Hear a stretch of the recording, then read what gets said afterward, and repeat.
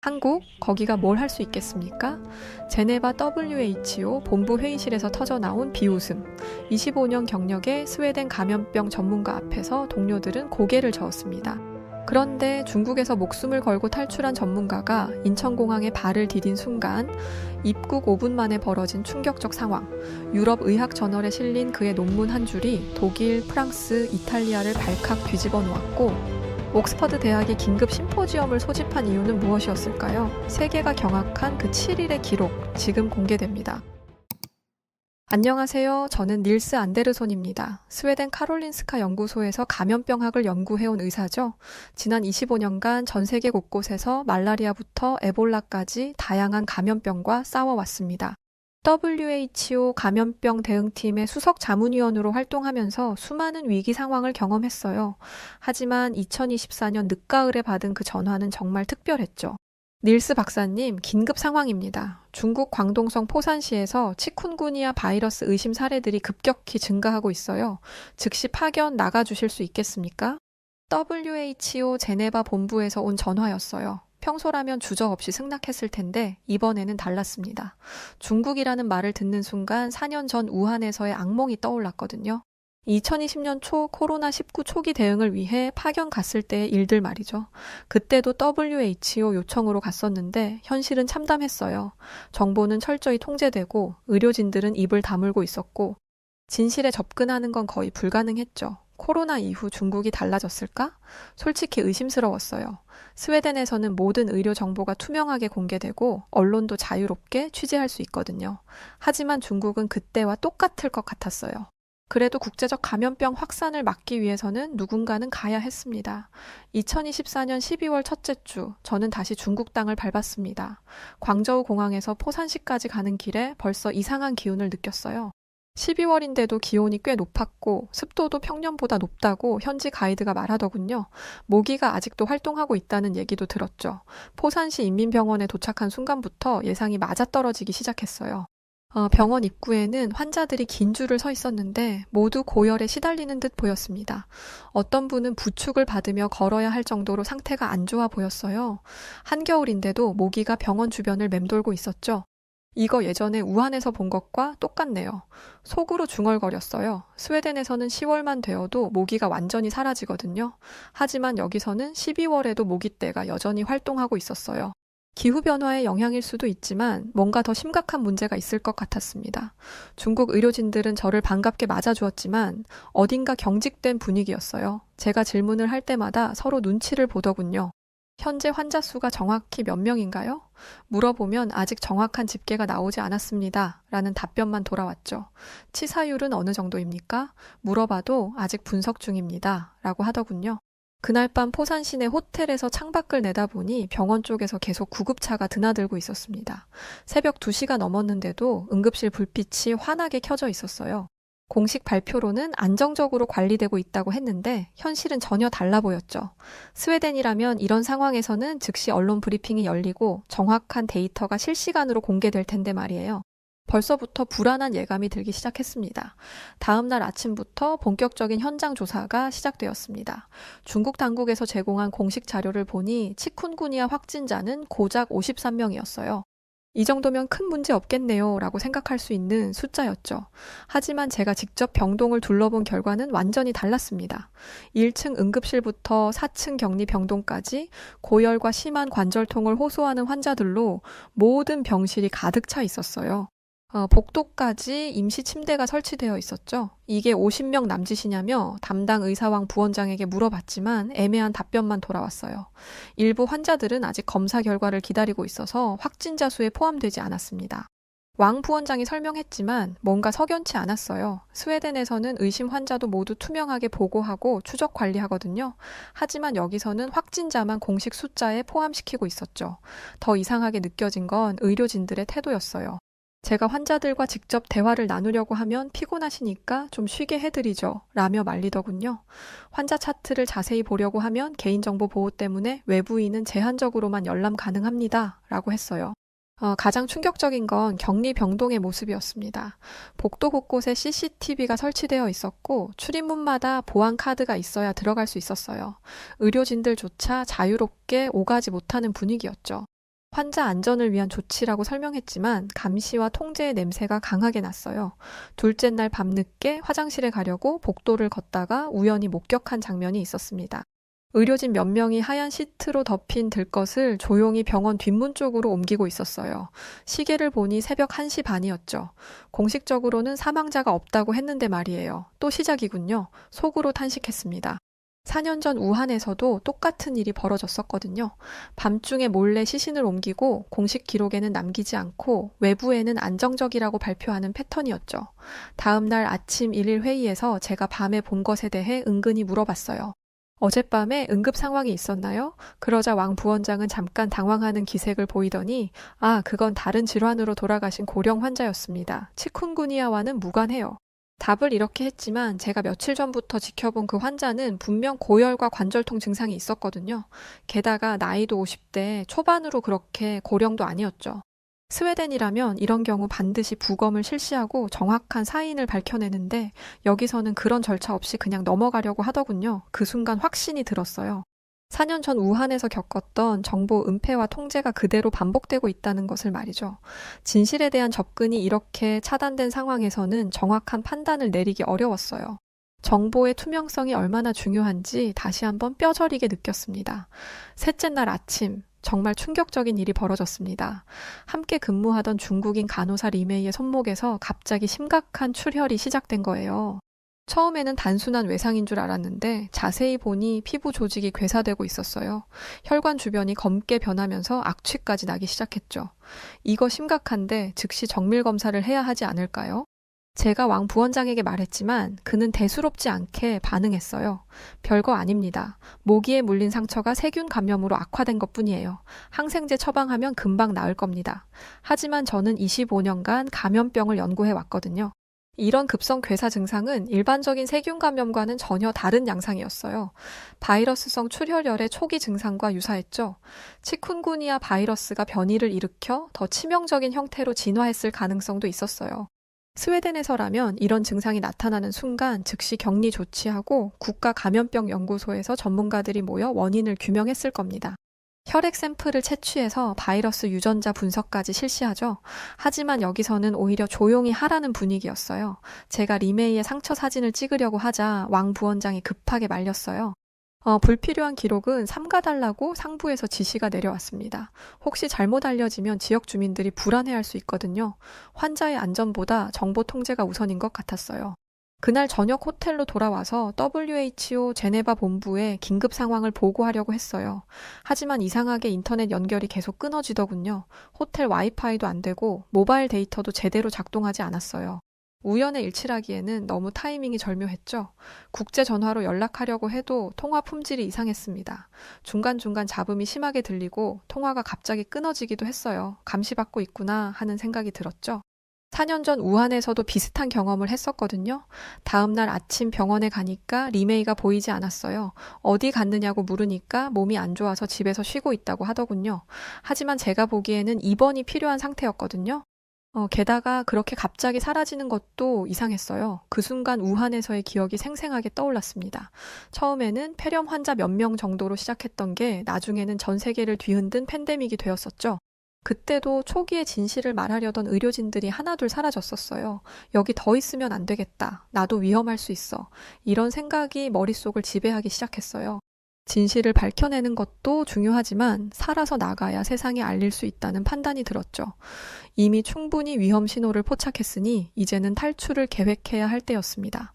더 이상 중국에 머물 수는 없다고 결심했습니다. 하지만 문제가 있었어요. WHO 파견 일정이 아직 일주일이나 남아 있었거든요. 공식적으로 일정을 단축하려면 본부 승인이 필요한데 중국 당국의 동의도 받아야 했죠. 시간이 오래 걸릴 것 같았어요. 그때 현지 외국인 커뮤니티에서 만난 독일인 사업가가 도움이 되었어요. 홍콩으로 가는 비공식 루트가 있다는 정보를 알려준 거죠. 관광버스를 이용하면 비교적 간단하게 국경을 넘을 수 있다고 했어요. 중국 의료진에게는 가족 중에 응급 환자가 발생해서 급히 돌아가야 한다고 둘러댔어요.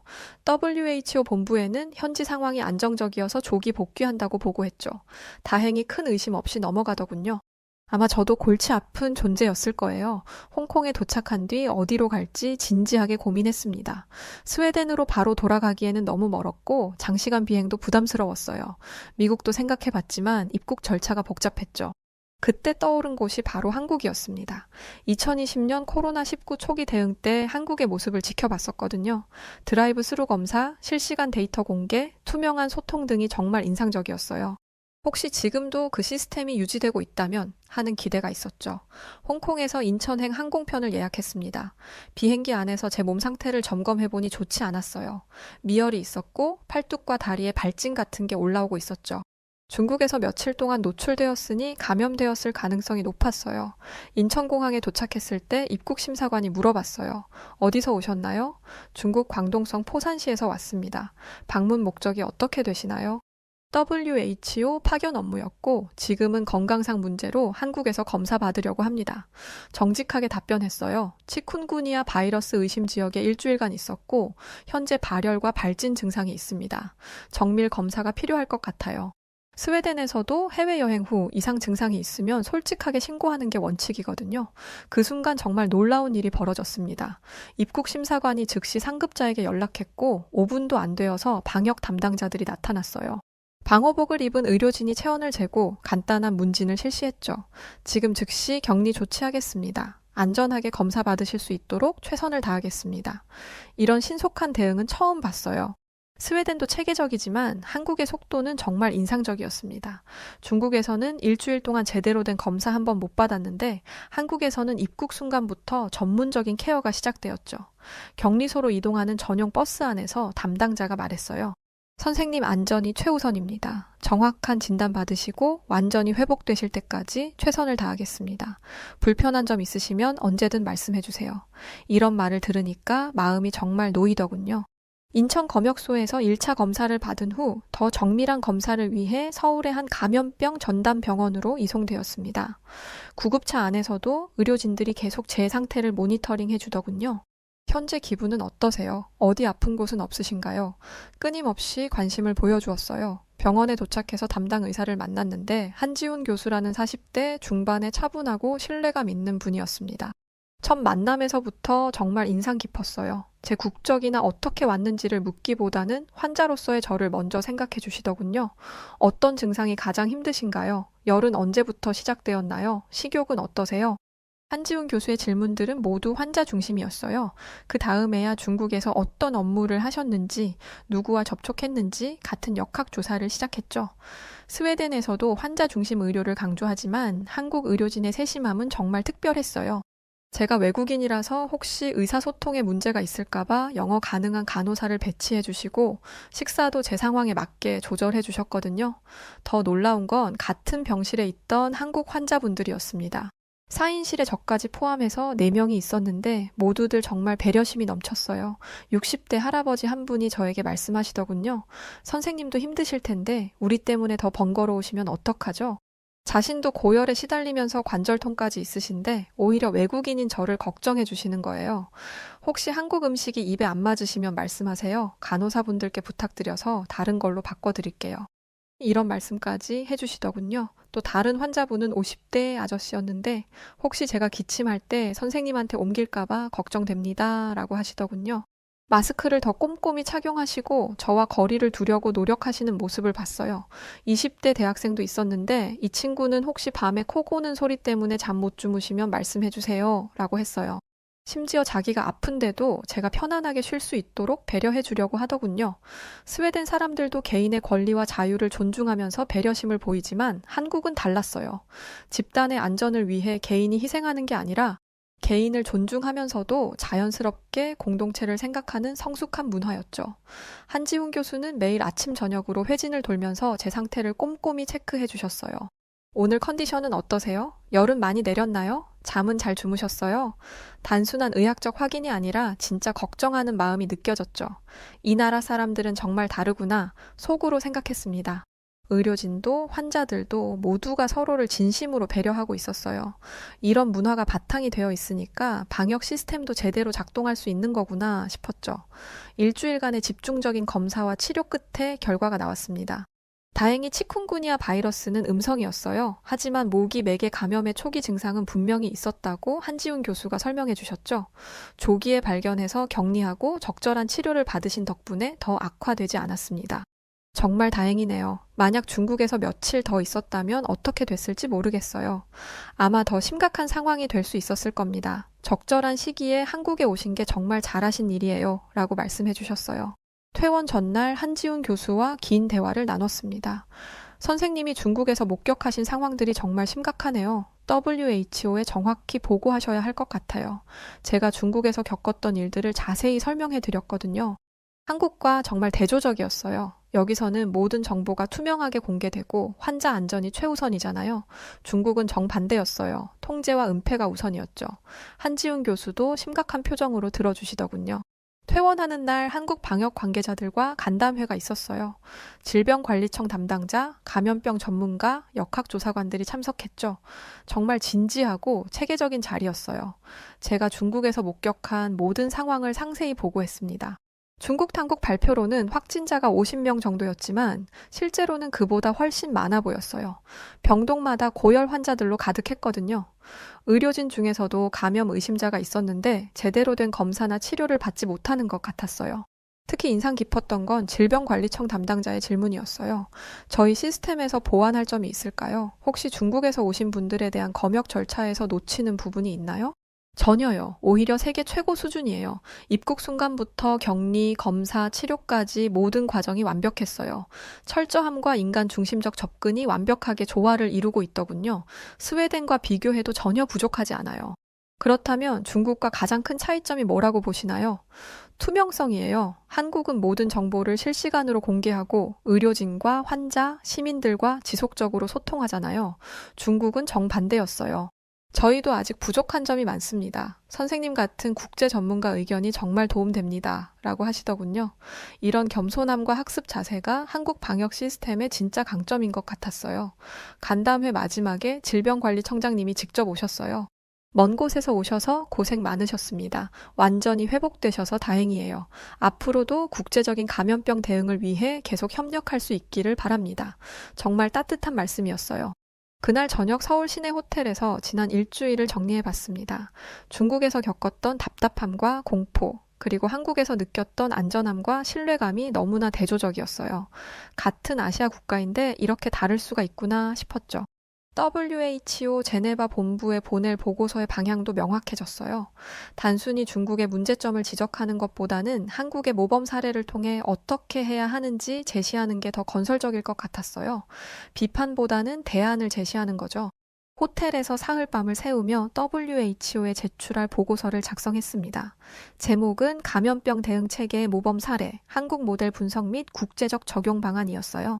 중국에서의 경험을 바탕으로 한국 시스템의 우수성을 부각시키는 내용으로 구성했죠. 가장 먼저 소개한 건 한국의 전국적 모기 서식지 모니터링 시스템이었습니다. 중앙정부부터 지방자치단체까지 체계적으로 연결된 감시망이 정말 인상적이었거든요. 매주 정기적으로 모기 서식지를 점검하고 위험 요소가 발견되면 즉시 방제 작업에 들어가는 시스템이었어요. 스웨덴도 나름 체계적이지만 한국만큼 촘촘하지는 않아요. 특히 도시와 농촌을 가리지 않고 전국 어디든 동일한 수준의 모니터링이 이루어진다는 점이 놀라웠죠. 중국에서는 이런 시스템이 있는지도 확인하기 어려웠거든요. 두 번째로 강조한 건 실시간 감염병 신고 시스템이었습니다. 의심 환자가 발생하면 24시간 이내에 중앙으로 보고되고 48시간 이내에 역학조사가 시작되는 시스템이죠. 무엇보다 이 모든 정보가 투명하게 국민들에게 공개된다는 점이 핵심이었어요. 투명성이 신뢰를 만들고 신뢰가 협력을 이끌어낸다. 보고서에 이렇게 썼습니다. 중국에서는 정보 통제가 우선이었지만 한국에서는 정보 공개를 통해 시민들의 자발적 참여를 이끌어내고 있었어요. 세 번째는 시민들의 자발적 참여 문화였습니다. 정부에서 강요하지 않아도 마스크를 착용하고 거리 두기를 실천하고 방역 수칙을 지키는 모습이 정말 놀라웠어요. 이런 문화는 하루아침에 만들어지는 게 아니죠. 특히 중장년층의 적극적인 참여가 인상 깊었어요. 우리가 겪었던 어려움을 다음 세대는 겪지 않게 하자는 마음가짐이 느껴졌거든요. 스웨덴에서도 시민의식이 높지만 한국처럼 세대를 아우르는 연대의식은 특별했어요. 네 번째로 소개한 건 취약 계층에 대한 세심한 배려였습니다. 독거노인, 장애인, 외국인 등 소외될 수 있는 계층까지 꼼꼼히 챙기는 시스템이 갖춰져 있었어요. 제가 외국인으로서 받았던 배려도 그런 시스템의 일부였죠. 방역은 정부만의 일이 아니라 시민과 함께하는 일이다. 그리고 그 과정에서 누구도 소외되어서는 안 된다. 이 문장으로 한국 모델의 핵심을 요약했어요. 마지막으로 중국과의 대비를 통해 한국 시스템의 우수성을 부각시켰습니다.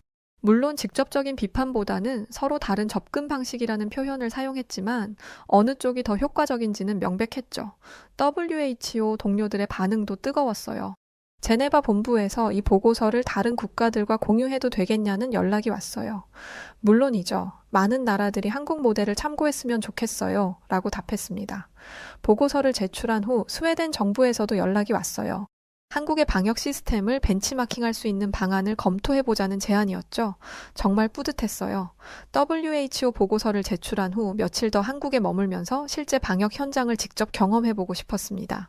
서울 시내 여러 보건소를 방문해서 치쿤구니아 예방 캠페인이 어떻게 진행되는지 관찰했어요. 강남구 한 보건소에서 열린 시민교육 프로그램에 참석했습니다. 주말 오전이었는데도 많은 시민들이 참석해 있었어요. 20대 대학생부터 70대 어르신까지 다양한 연령층이 모여 있었죠. 이런 자발적 참여는 스웨덴에서도 쉽게 보기 어려운 광경이었어요. 프로그램 내용도 체계적이었습니다. 치쿤구니아 바이러스의 특성, 감염 경로, 예방법, 의심 증상 발견 시 대응 방법까지 상세하게 설명하더군요. 단순히 조심하세요가 아니라 구체적이고 실용적인 정보를 제공하고 있었어요. 가장 인상 깊었던 건 질의응답 시간이었습니다.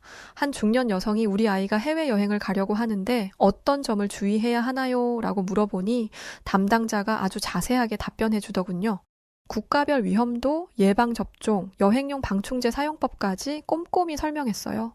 교육이 끝난 후 한 어르신이 제게 말을 걸어오셨어요. 70대로 보이는 할아버지였는데 자원봉사로 캠페인을 도와주고 계시더군요.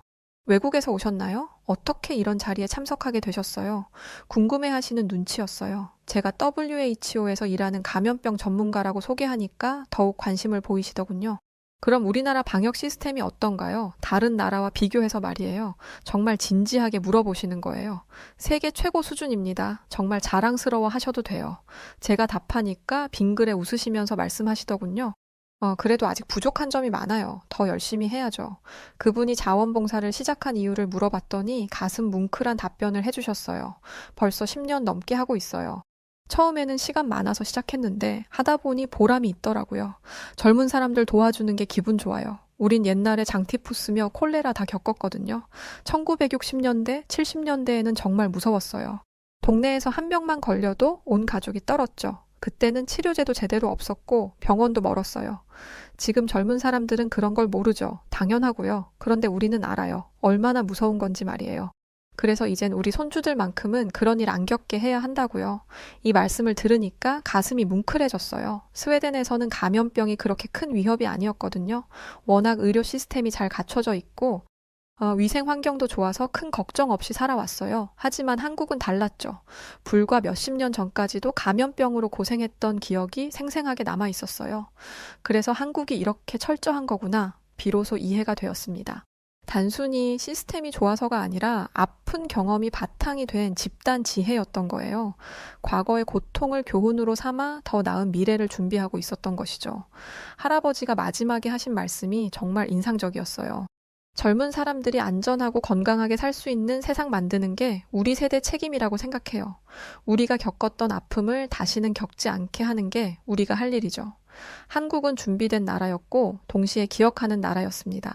과거를 잊지 않으면서도 미래를 향해 나아가는 성숙한 모습이었어요. 그리고 그 중심에는 할아버지 같은 분들의 희생정신과 헌신이 있었던 거죠. 스웨덴으로 돌아가기 전 마지막 일주일 동안 한국의 지방방역 현장을 직접 둘러보고 싶었습니다. 서울만 보고 가기에는 아쉬웠거든요. KTX를 이용해서 여러 지역의 보건소와 방역기관들을 방문하기로 했어요. 첫 번째 목적지는 경상북도 안동이었습니다. 농촌 지역이라 모기가 서식하기 좋은 환경이 많을 것 같았거든요. 안동시 보건소에서 하루 종일 방역 활동을 관찰했는데 정말 체계적이었어요. 오전에는 농촌 지역 웅덩이와 하천 주변을 점검하면서 모기 서식지를 조사했습니다. 방역 담당자들이 일일이 수질을 측정하고 모기 유충이 있는지 확인하더군요. 발견되면 즉시 친환경 방제제를 살포했어요. 화학 방제제는 환경에 해롭기 때문에 가급적 생물학적 방제제를 사용합니다. 라고 설명해 주었죠. 오후에는 마을 주민들을 대상으로 한 교육 프로그램에 참석했습니다.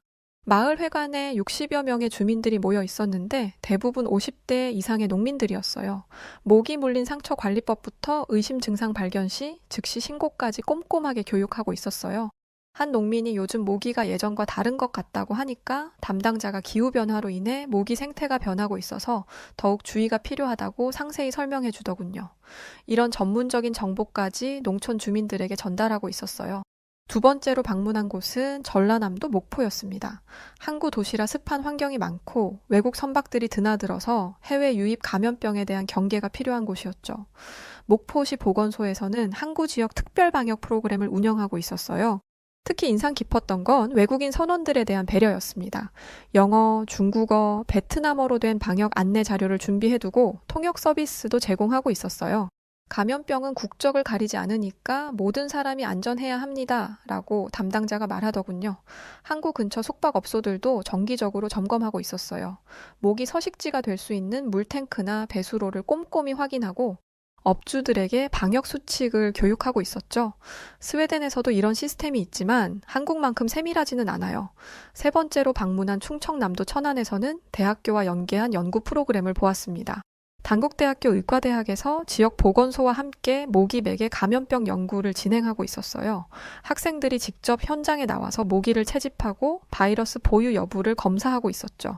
이론만 배우는 게 아니라 실제 현장 경험을 쌓을 수 있어서 정말 좋아요.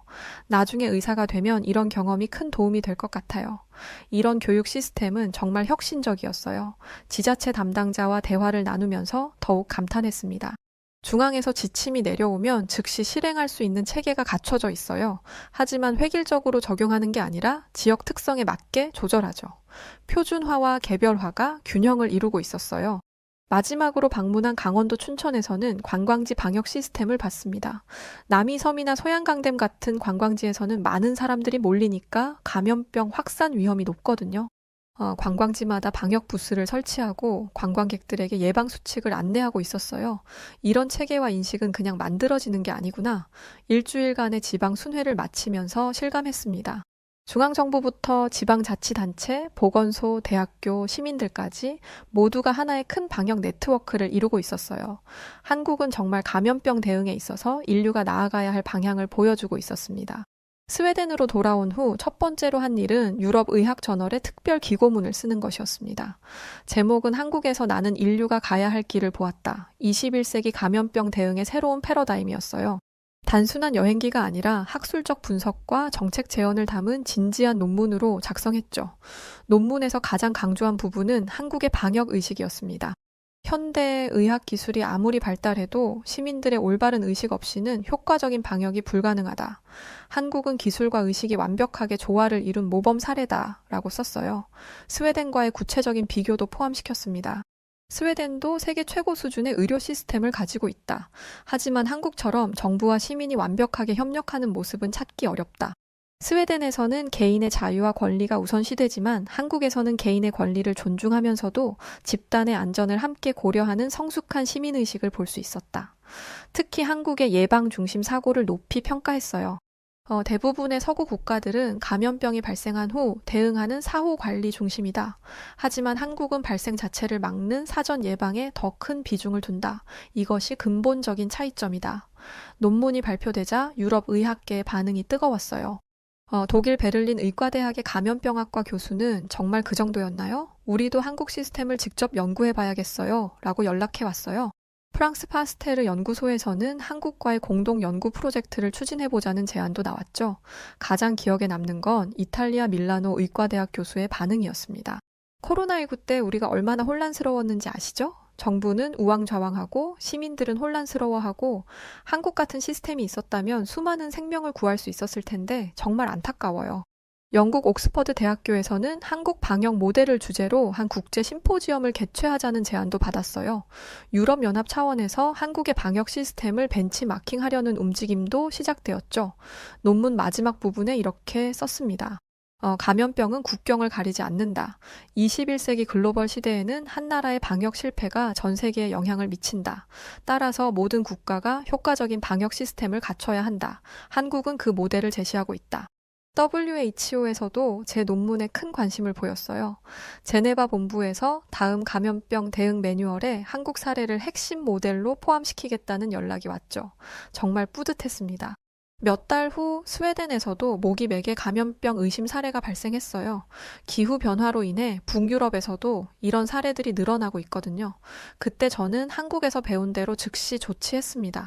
환자를 즉시 격리하고 모든 정보를 투명하게 공개하고 시민들과 지속적으로 소통했어요.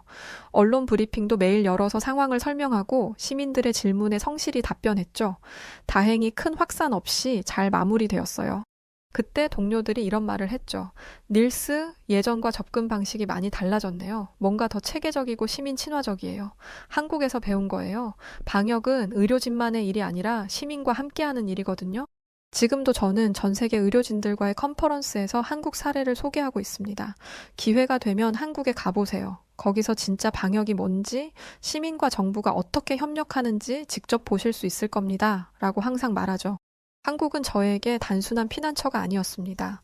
의사로서, 연구자로서, 그리고 인간으로서 성장할 수 있게 해준 배움의 장이었어요. 그곳에서 보고 느낀 것들은 제 인생을 바꿔놓았고 앞으로도 계속 영향을 미칠 것입니다. 한국이 보여준 것은 기술이 아니라 지혜였고 시스템이 아니라 정신이었다. 그리고 그것은 어떤 첨단 치료제보다 강한 집단 면역이다. 이 문장으로 논문을 마무리했는데 지금도 그 생각에는 변함이 없습니다. 세계가 한국에서 배워야 할 것은 단순한 방역 기술이 아닙니다. 시민을 존중하면서도 공동체를 생각하는 성숙한 민주주의 정신, 과거의 아픔을 교훈으로 삼아 미래를 준비하는 지혜, 그리고 위기 상황에서도 서로를 배려하는 따뜻한 인간성이야말로 진정한 한국의 힘이라고 확신합니다. 솔직히 말하면 도쿄가 한때는 아시아 최고의 도시였어. 하지만 지금 서울을 직접 보니 상황이 완전히 달라졌구나. 서울 한강공원. 일본계 독일 거주자 타케시가 충격에 빠져 중얼거렸습니다. 3일간 서울을 둘러본 그의 얼굴에는 당황과 경이로움이 교차했습니다.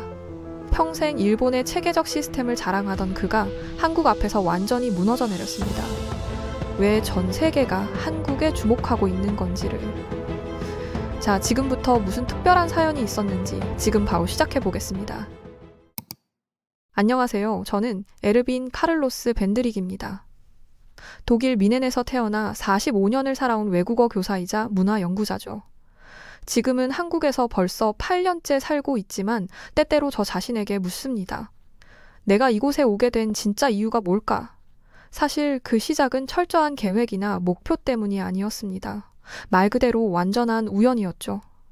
그때는 30대 중반이었고 저는 미넨의 한 어학원에서 영어와 독일어를 가르치고 있었습니다. 매일 아침 7시에 일어나 정해진 루트를 따라 출근하고 낯익은 교실에서 비슷한 연령대의 학생들을 가르치며 하루를 보냈습니다. 커피는 늘 같은 브랜드, 점심은 같은 거리의 작은 식당. 그렇게 반복되는 일상이 싫지는 않았지만 언젠가부터 제 안에 묘한 갈증이 자리 잡기 시작했어요. 내가 앞으로도 이대로 살아도 괜찮을까? 이 안정감 뒤에 숨은 무료함을 외면해도 되는 걸까? 그 시절 친구들과 맥주 한 잔을 기울이며 자주 나눈 주제는 아시아였습니다. 그런데 대부분은 일본 이야기를 했죠. 도쿄의 첨단 기술, 전통과 현대가 절묘하게 공존하는 모습, 정확한 교통 시스템과 깔끔하게 정돈된 거리, 그런 이미지가 독일 사람들에게는 굉장히 매력적으로 다가왔거든요. 저 역시 일본에 대한 동경은 있었습니다. 2016년 당시 도쿄는 올림픽 준비로 활기찼고 뉴스에서도 자주 다뤄졌으니까요. 하지만 인생이란 참 뜻밖의 길로 우리를 이끄는 법이죠. 어느 추운 겨울날 독일 교육기관 게시판에서 한국 교육기관의 독일어 강사 채용 공고를 우연히 보게 되었습니다. 한국이라. 솔직히 말하면 그때까지 한국에 대해 아는 것이 거의 없었습니다. 떠오르는 단어는 고작 김치, 태권도, 분단 국가, 그리고 케이팝이라는 게 있다더라 정도였어요. 독일에서의 한국 인식은 솔직히 그리 높지 않았습니다. 아시아의 수많은 국가 중 하나, 작고 분단된 나라, 일본이나 중국에 비하면 상대적으로 존재감이 덜한 곳, 그런데도 뭔가 알 수 없는 끌림이 있었습니다. 논리적으로 설명할 수는 없지만 그 공고를 읽는 순간 마치 한 줄기 따뜻한 바람이 제 삶을 스치듯 지나간 기분이었어요. 한번 지원해보자. 어차피 큰 기대는 안 하고 있으니까. 그렇게 지원서를 넣고 화상 면접까지 보게 되었습니다. 그리고 바로 그 면접이 제 인생을 바꾸는 첫 장이었습니다. 한국의 담당자들은 굉장히 진지하면서도 따뜻했습니다. 엄격한 기준과 프로페셔널함 속에서도 상대방을 배려하고 공감하려는 태도가 느껴졌죠. 그때 저는 확신했습니다. 이 사람들과 일하면 분명히 특별한 경험이 될 거야. 그리고 2017년 봄, 저는 처음으로 인천공항에 밤을 디뎠습니다. 그 순간이 아직도 선명하게 기억납니다. 비행기 문이 열리고 서늘한 공항 내부 공기가 폐로 들어오는 그 찰나 이곳은 뭔가 다르다는 걸 본능적으로 느꼈어요. 인천공항은 굉장히 정돈되고 깔끔했습니다. 독일 사람들이 자랑하는 효율성 못지않게 체계적이었고 그 안에 어딘가 따뜻한 인간적인 분위기가 있었습니다. 공항 내 직원들의 태도, 표지판의 배치, 공항 내 편의시설의 디자인까지 작은 디테일에서조차 이 나라가 얼마나 섬세하고 배려심 있는 문화를 가졌는지 느낄 수 있었죠. 며칠 뒤 저는 서울 곳곳을 다니며 낯선 풍경과 마주했습니다. 복잡하지만 질서 있는 거리, 모두가 바쁘게 움직이지만 정돈된 도시의 흐름, 그리고 무엇보다도 사람들의 눈빛, 낯선 외국인에게도 쉽게 말을 걸고 방향을 묻는 질문에 발걸음을 멈추고 직접 안내해주던 그 따뜻함. 그때 저는 어렴풋이 느꼈습니다. 이곳에서 나는 단순한 교사가 아니라 인생의 두 번째 챕터를 시작하게 될지도 모른다는 예감이요. 그리고 그 예감은 결국 현실이 되었습니다. 한국 생활 초기에는 정말 많은 것들이 낯설었습니다. 독일과는 완전히 다른 문화였거든요. 음식부터 언어, 생활 방식까지 모든 게 새로웠어요. 하지만 놀라운 건 적응하는 과정에서 제 자신도 모르게 새로운 습관들이 생겼다는 거였습니다. 가장 먼저 바뀐 건 시간에 대한 개념이었어요. 독일 사람들도 시간을 중요하게 여기지만 한국인들의 정시 개념은 정말 철저하더라고요. 지하철이 1분만 늦어도 사과 방송이 나오는 걸 보고 깜짝 놀랐습니다. 독일에서는 5분 정도 늦는 건 일상적인 일인데 말이죠. 저도 자연스럽게 약속 시간 10분 전에 도착하는 습관이 생겼어요. 처음엔 부담스럽다고 생각했는데 나중에 보니 이런 정확성이 한국 사회 전체의 효율성을 높이는 기반이 되더라고요. 그리고 한국인들의 공동체 의식도 정말 인상적이었습니다. 독일은 개인주의 문화가 강해서 타인에게 먼저 다가가는 경우가 드문데 한국에서는 서로를 배려하는 모습을 자주 봤어요. 지하철에서 임산부나 노인분께 자리를 양보하는 건 너무나 자연스러운 일상이었고 무거운 짐을 들고 있으면 누군가가 자연스럽게 도움의 손길을 내밀어 주더라고요. 엘리베이터에서도 층수를 물어보고 대신 눌러주는 작은 배려들이 일상 곳곳에 스며 있었습니다. 기술에 대한 태도도 독일과 많이 달랐어요. 독일에서는 새로운 기술을 도입할 때 정말 신중하게 검토하고 여러 단계를 거쳐서 천천히 받아들이는 편인데 한국인들은 정말 빠르게 새로운 것들을 받아들이더라고요. 스마트폰 하나로 지하철 요금 결제부터 음식 주문, 은행 업무까지 모든 걸 해결하는 모습이 정말 신기했습니다. 그 시절 독일에 있는 친구 타케시와 자주 연락을 주고받았는데 타케시는 일본계 독일 거주자로 도쿄와 독일을 오가며 생활하고 있었거든요. 타케시에게 한국 생활 이야기를 할 때마다 정말 신기해했어요.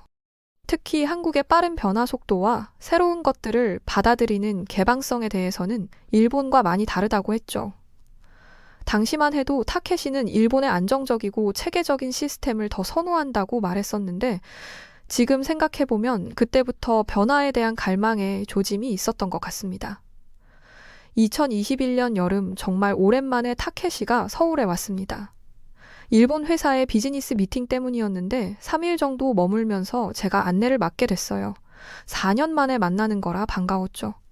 첫날 홍대 거리를 걸으면서부터 타케시의 표정이 심상치 않더라고요. 와, 이게 홍대야? 완전히 달라졌네 라면서 계속 두리번거리더라고요.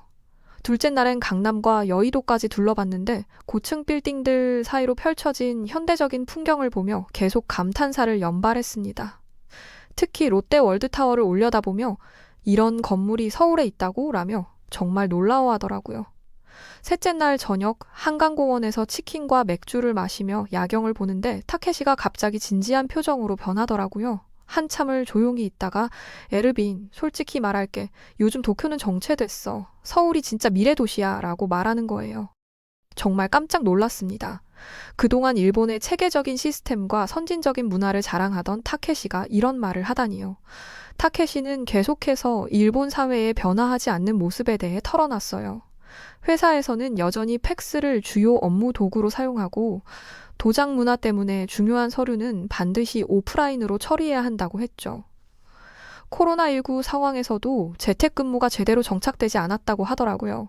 한국은 어때? 디지털화는 어느 정도야? 라고 물어보길래 제가 경험한 것들을 하나씩 설명해 줬습니다. 정부 업무 대부분이 온라인으로 가능하고 은행 업무도 앱으로 다 처리되고 QR코드로 출입 관리하고 심지어 백신 예약도 앱으로 간단하게 할 수 있다고 하니까 정말 놀라워하더라고요. 타케시는 특히 한국의 빠른 의사결정 구조에 감탄했습니다. 일본은 뭘 하나 결정하려면 회의에 회의를 거듭해. 그런데 한국은 필요하면 바로 실행에 옮기는구나 라면서 정말 부러워했어요. 그날 밤 호텔로 돌아가면서 타케시는 일본이 과거의 영광에 머물러 있는 동안 한국은 미래로 달려가고 있구나라고 중얼거렸습니다. 그 모습을 보며 저도 한국에서의 삶을 다시 한번 되돌아보게 됐어요. 타케시와의 대화 이후 한국의 기술 혁신에 대해 더 깊이 관심을 갖게 됐습니다. 마침 제 한국인 동료 김지훈 씨는 IT 스타트업을 운영하고 있어서 그곳을 전학할 기회가 있었어요. 김지훈 씨의 회사는 강남구 테헤란로에 있는 인공지능과 빅데이터를 활용한 서비스를 개발하는 곳이었는데 사무실에 들어서는 순간부터 정말 놀라운 것들을 보게 됐습니다. 벽면 전체가 대형 모니터로 되어 있고 실시간으로 데이터가 흘러가는 모습이 마치 영화 속 장면 같았어요.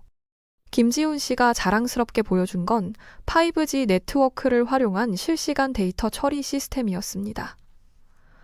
한국이 세계 최초로 5G를 상용화했다는 거 알고 계세요? 2019년 4월이었어요 라고 설명하는 김지훈 씨의 목소리에는 자부심이 가득했어요. 실제로 5G 네트워크를 통해 엄청난 양의 데이터를 실시간으로 처리하는 모습을 보니 정말 대단했습니다. 독일에서도 5G 이야기는 많이 들었지만 실제로 상용화해서 이렇게 활용하는 모습은 처음 봤거든요. 김지훈 씨는 이런 말을 해줬습니다. 우리나라가 이렇게 빠르게 5G를 도입할 수 있었던 건 정부의 강력한 의지와 국민들의 빠른 적응력 덕분이에요. 또 하나 정말 인상적이었던 건 전자정부 시스템이었습니다. 김지훈 씨는 정부24 웹사이트를 보여주며 말했죠. 여기서 웬만한 민원 업무는 다 처리할 수 있어요. 주민등록 등본, 인감증명서는 물론이고 사업자 등록까지 모두 온라인으로 가능해서 아주 편리하게 이용할 수 있어요. 이 말을 들었을 때 정말 놀랐어요. 독일도 행정의 디지털화를 추진하고 있지만 아직 이 정도 수준은 아니거든요. 여전히 많은 업무들이 오프라인에서 이뤄지고 있어요. 특히 코로나19 상황에서 보여준 한국의 디지털 대응 능력은 정말 세계적이었습니다. 자가격리 앱으로 격리자 관리하고 전자출입 명부로 동선 추적하고 실시간으로 확진자 동선을 공개하는 시스템까지 이 모든 게 가능했던 건 한국의 탄탄한 IT 인프라 덕분이었어요. 이어서 김지훈 씨는 한국에 대해 말해줬습니다. 우리나라 사람들이 새로운 기술을 받아들이는 속도가 정말 빨라요. 그래서 혁신도 빠르게 일어나죠. 정말 그런 것 같았어요. 독일에서는 몇 년에 걸쳐 신중하게 검토할 일들을 한국에서는 몇 달 만에 도입해서 실생활에 적용해버리거든요. 이런 과감함과 속도감이 한국을 미래 도시로 만들어가는 핵심 원동력인 것 같습니다. 한국 생활을 하면서 가장 감동받은 건 한국인들의 끈질긴 노력과 교육에 대한 남다른 열정이었습니다.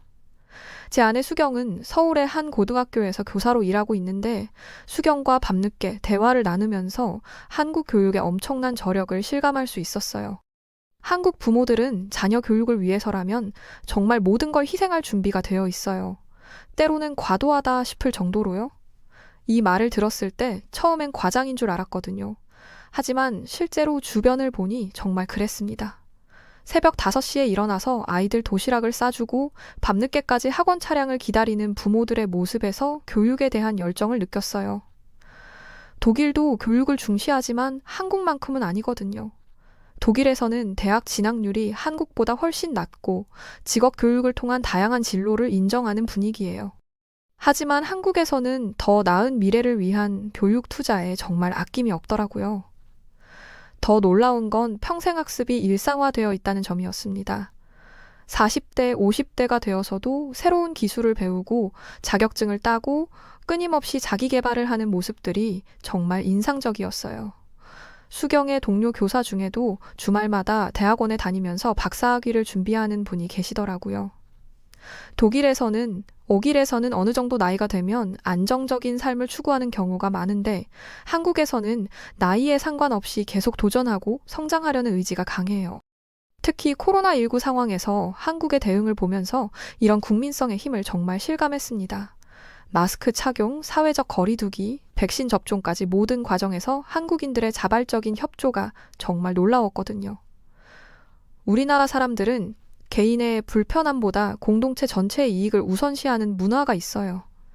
특히 교육받은 시민들일수록 그런 의식이 강하죠. 독일에서도 시민의식이 높고 규칙을 잘 지키는 편이지만 한국처럼 집단의 목표를 위해 이렇게 자발적으로 협력하는 정도는 아니에요. 방역 초기에 드라이브 스루 검사소를 만들고 몇 시간 만에 대규모 검사가 가능한 시스템을 구축한 건 정말 대단했습니다. 세계 어느 나라도 이런 속도와 효율성으로 대응하지 못했거든요. 힘들어도 포기하지 않고 끝까지 해내는 게 한국인의 DNA 같아요 라고 말했는데 정말 그런 것 같았습니다. 한국에서 살면서 일상 속 작은 배려들이 정말 감동적이었습니다. 매일 이용하는 지하철에서부터 느낀 건데 한국인들의 시민의식은 정말 성숙하더라고요. 출근 시간 러시아워에도 질서정연하게 줄을 서고 지하철이 도착하면 내리는 사람을 먼저 배려한 다음 타는 모습이 너무나 자연스러웠어요. 독일도 질서를 중시하는 문화이지만 한국만큼 자발적이고 배려심 깊지는 않거든요. 특히 임산부나 노약자를 위한 배려는 정말 인상적이었습니다. 배가 조금만 부른 임산부가 타도 누군가는 반드시 자리를 양보하고 지팡이를 짚고 계신 어르신이 계시면 여러 명이 동시에 일어나는 모습을 자주 봤어요. 쓰레기 분리수거도 처음엔 정말 복잡해서 당황했는데 아파트 관리사무소 직원분과 이웃 할머니가 친절하게 하나하나 가르쳐 주시더라고요. 일반 쓰레기, 재활용품, 음식물 쓰레기까지 정말 세세하게 분류하는 걸 보면서 환경에 대한 의식이 얼마나 높은지 알 수 있었습니다. 독일도 분리수거를 철저히 하지만 한국처럼 이웃끼리 서로 알려주고 도와주는 공동체 문화는 없어요. 타케시에게 이런 이야기를 했더니 정말 부러워하더라고요. 일본도 분리수거를 하지만 이웃 간의 소통은 한국만큼 활발하지 않아. 특히 도쿄는 더 심해서 옆집에 누가 사는지도 모르는 경우가 많거든. 반면 한국에서는 아파트 엘리베이터에서도 자연스럽게 인사하고 층수를 물어보고 대신 눌러주고 무언가 도움이 필요해 보이면 언제든 손을 내밀어주는 따뜻한 분위기였습니다. 코로나19 때 이런 공동체 정신이 더욱 빛났어요. 마스크가 부족할 때는 이웃끼리 나눠주고 자가격리하는 집에는 음식을 문 앞에 놓아두고 어려운 상황에 있는 사람들을 위해 자발적으로 도움의 손길을 내미는 모습들이 정말 감동적이었죠. 타케시는 제 말을 듣고 일본과 한국을 비교하며 감탄했어요. 일본은 위기 상황에서 각자 알아서 해결하라는 분위기가 강한데 한국은 모두 함께 극복하려고 하는구나. 대중교통 이용 매너도 정말 인상적이었어요. 지하철 안에서 휴대폰 통화를 자제하고 큰 소리로 떠들지 않는 문화가 자연스럽게 자리 잡혀 있더라고요. 이런 작은 배려들이 모여서 모든 사람이 편안하게 생활할 수 있는 도시를 만드는 것 같습니다. 타케시와 함께 서울 곳곳을 다니면서 자연스럽게 도쿄와 비교해보는 시간이 많았습니다. 솔직히 말하면 도쿄가 한때는 아시아 최고의 도시였어. 1980년대, 90년대 해도 전 세계가 도쿄를 부러워했거든. 하지만 지금 서울을 직접 보니 상황이 완전히 달라졌구나. 솔직하게 인정하더라고요. 가장 눈에 띄는 차이는 도시 인프라의 현대화 속도였습니다. 서울 지하철은 계속해서 새로운 노선이 확장되고 있고 모든 역에 스크린 도어가 설치되어 있고 무료 와이파이, 급충기, 급속 충전기, 지하철 내 에어컨까지 모든 게 최신 시설로 갖춰져 있어요. 반면 타케시 말로는 도쿄 지하철은 여전히 오래된 시설들이 많고 특히 지방 노선들은 정말 낡았다고 하더라고요. 도쿄도 시설이 나쁘지는 않지만 새로운 것보다는 기존 것을 유지하는 데 집중하는 경향이 강한 것 같아 디지털 혁신 면에서는 차이가 더욱 컸어요. 서울에서는 스마트폰으로 지하철 요금을 결제하고 QR코드로 식당 메뉴를 보고 앱으로 택시를 부르고 온라인으로 배달 주문하고 심지어 정부 업무까지 처리하는 게 너무나 자연스러운 일상인데 도쿄는 아직도 현금 사용 비율이 높고 많은 업무들이 오프라인에서 이루어진다고 하더라고요. 일본은 변화를 두려워하는 불허하는 문화가 있어. 기존 시스템이 안정적이고 문제없이 돌아가면 굳이 바꾸려 하지 않거든. 하지만 그게 지금은 발목을 잡고 있어? 아쉬움을 내비쳤습니다. 그러나 한국은 정반대죠. 더 좋고 편리한 게 있으면 과감하게 기존 것을 버리고 새로운 것을 도입하는 문화가 있어요. 시민 참여도 면에서도 차이가 났습니다. 서울시에서는 시민들의 의견을 수렴하는 다양한 온라인 채널이 있고 실제로 시민 제안이 정책에 반영되는 경우가 정말 많아요. 참여 예산 제도나 시민 아이디어 공모전 같은 것들을 통해 시민들이 직접 도시 정책에 참여하는 시스템이 잘 갖춰져 있더라고요. 도쿄는 행정이 위에서 아래로 일방적이야. 시민 참여는 형식적인 수준에 그치는 경우가 많고 실제 정책 결정에는 시민 의견이 잘 반영되지 않아. 밤에 한강에서 본 서울의 야경도 정말 인상적이었어요. 한강과 63빌딩, 롯데 월드타워, 반포대교, 무지개 분수까지 이어지는 서울의 스카이라인이 정말 미래적이고 역동적이더라고요.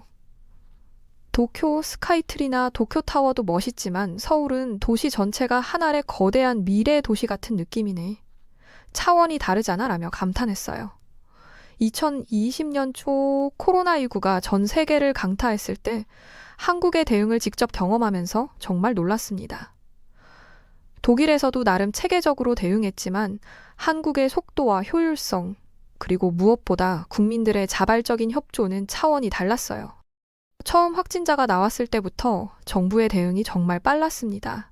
실시간으로 상황을 브리핑하고 투명하게 정보를 공개하고 즉시 대응책을 마련하는 모습이 인상적이었어요. 무엇보다 국민들의 자발적인 협조가 놀라웠습니다. 마스크 착용이 아직 의무가 아닌 권고사항일 때도 대부분의 사람들이 자발적으로 착용했고 사회적 거리두기도 정말 잘 지켰거든요. 독일에서는 정부가 강제로 규제를 해야 사람들이 따르는 경우가 많은데 한국에서는 권고만 해도 대부분 자발적으로 협조하는 모습이 정말 대단했어요. 타케시와 화상통화를 할 때마다 한국 상황을 궁금해 하더라고요. 일본은 정부 지시가 명확하지 않아서 국민들이 혼란스러워해 한국은 어때? 상황이 어떻게 돌아가고 있어? 라고 물어볼 때마다 저는 한국의 체계적이고 신속한 대응을 자랑스럽게 설명해 줬습니다. 드라이브 스루 검사소는 정말 혁신적이었어요. 차에서 내리지도 않고 몇 분 만에 검사를 받을 수 있다니 세계 어느 나라도 생각하지 못한 아이디어였죠. 실시간 확진자 동선 공개 시스템도 마찬가지였습니다. 개인정보는 보호하면서도 필요한 정보는 투명하게 공개해서 시민들이 스스로 주의할 수 있게 한 것도 정말 똑똑한 방법이었어요. 자가격리 앱을 통해 격리자들을 효율적으로 관리하는 것도 다른 나라에서는 볼 수 없는 시스템이었죠. 특히 인상적이었던 건 마스크 오브제였습니다. 마스크 부족 상황에서 출생연도 끝자리에 따라 구매일을 나누는 아이디어가 정말 기발했어요. 독일에서는 상상할 수 없는 창의적인 해결책이었죠. 일본에서는 이런 시스템을 도입하려면 여러 부처가 몇 달 동안 회의하고 검토했을 거야. 그런데 한국은 며칠 만에 실행해버린구나라고 정말 감탄했습니다. 경제적 어려움 속에서도 한국인들의 연대의식이 빛났어요. 소상공인을 위해 일부러 배달 주문을 늘리고 지역 상권 살리기에 자발적으로 참여하고 어려운 이웃을 위한 기부와 봉사활동이 끊이지 않았죠. 한국 사람들은 위기를 기회로 바꾸는 특별한 능력이 있는 것 같아 힘든 상황에서도 희망을 잃지 않고 함께 극복하려는 의지가 정말 대단해 라고 부러워했어요. 실제로 한국은 코로나19 상황에서도 경제적 타격을 최소화하면서 오히려 디지털 전환을 가속화하는 기회로 만들었거든요. 온라인 교육 시스템이 하루아침에 구축되고 재택근무가 자연스럽게 정착되고 비대면 서비스들이 폭발적으로 성장했죠. 이런 위기관리 능력과 적응력을 보면서 한국이 미래 강국이 될 수밖에 없는지 정말 실감했습니다. 어려운 상황일수록 더 단결하고 더 창의적인 해결책을 찾아내는 한국인의 저력이 세계를 놀라게 했어요. 8년간 한국에서 살면서 제 자신도 정말 많이 변했습니다. 독일에서 살던 30대 중반의 저와 지금의 저는 완전히 다른 사람 같아요. 가장 큰 변화는 시간과 약속에 대한 개념이었어요. 독일에서도 시간을 중시했지만 한국에서 배운 정시 개념과 상대방에 대한 배려는 훨씬 더 철저했거든요. 약속 시간을 지키는 건 기본이고 상대방이 기다리지 않도록 미리 도착하고 만약 늦을 것 같으면 미리 연락드리는 것까지 자연스럽게 몸에 배웠습니다. 이런 습관이 생기면서 다른 사람들과의 관계도 훨씬 좋아졌어요. 또 하나 크게 바뀐 건 끈기와 인내심이었습니다. 한국인들의 절대 포기하지 않는 정신을 보면서 저도 어려운 일이 있어도 끝까지 해내려고 노력하게 됐어요. 독일에서는 효율성을 중시해서 잘 안 되면 빨리 방향을 바꾸거나 포기하는 경우가 많았는데 한국에서는 목표를 달성할 때까지 방법을 바꿔가면서라도 계속 시도하는 문화를 배웠습니다. 한국어를 배울 때도 그랬어요. 처음엔 정말 어려워서 포기하고 싶었는데 수경은 그랬죠. 조금씩이라도 꾸준히 하면 반드시 좋아질 거라고 격려해주면서 함께 공부해줬거든요. 그렇게 몇 년을 꾸준히 하다 보니 이제는 한국어로 수업도 하고 이렇게 긴 이야기도 할 수 있게 됐죠. 배려하는 마음도 정말 많이 커졌습니다. 지하철에서 자리 양보하기, 무거운 짐 들어주기, 길을 잃은 외국인 관광객 안내해주기 같은 작은 친절들이 자연스러워졌어요. 독일에서는 개인의 영역을 중시해서 남의 일에 먼저 나서는 경우가 드물었는데 한국에서는 어려워하는 사람이 있으면 자연스럽게 도움을 주는 게 당연한 분위기더라고요. 처음엔 낯설었지만 지금은 이런 따뜻한 문화가 정말 좋아졌습니다. 새로운 것에 도전하는 용기도 생겼어요. 한국인들이 나이에 상관없이 끊임없이 배우고 도전하는 모습을 보면서 저도 40대 중반이지만 새로운 기술을 배우고 한국 문화를 더 깊이 연구하고 심지어 유튜브 채널까지 시작하게 됐거든요. 독일에서는 어느 정도 나이가 되면 안정적인 삶을 추구하는 게 일반적인데 한국에서는 계속 성장하고 발전하려는 의지가 일상이 된 것 같아요. 이런 모든 변화들을 되돌아보면서 정말 감사한 마음이 들어요. 한국이 저를 더 나은 사람으로 만들어준 것 같거든요. 더 시간을 잘 지키고, 더 끈기 있고, 더 배려심 많고, 더 도전적인 사람이 됐으니까요. 수경과 결혼하면서 한국 문화를 더욱 깊이 이해하게 됐고, 이제는 한국을 제 조국처럼 사랑합니다. 독일 친구들에게 한국 이야기를 할 때마다 정말 자랑스러운 마음이 들어요. 한국은 정말 대단한 나라야. 과거와 미래가 조화롭게 공존하면서 끊임없이 발전해가는 나라라고 말하게 되더라고요. 타케시도 마지막에 에르빈이 한국에서 정말 많이 배우고 성장했구나.